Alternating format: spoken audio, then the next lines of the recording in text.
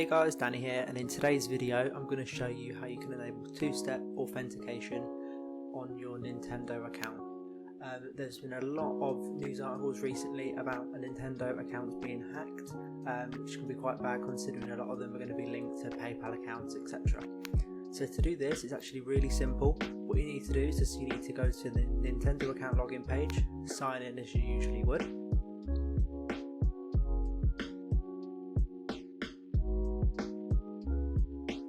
Once you've signed in, if you go to the left hand side and go to sign in and security settings, and to the bottom you'll see two-step verification. If you click edit, once on this page, if you click enable two-step verification, what this will do is then send an email to your email address with a verification code. Click submit, go to your email, grab the verification code, and then just type it into the verification code box and then click submit.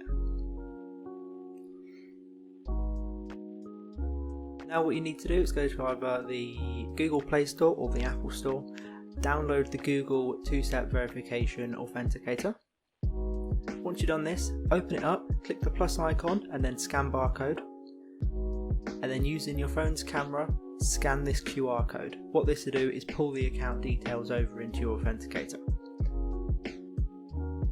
Now as you can see, it's generated a code for us. These codes are timed, so they will run out. If you just type in that code into the verification box at the bottom of the screen, click submit.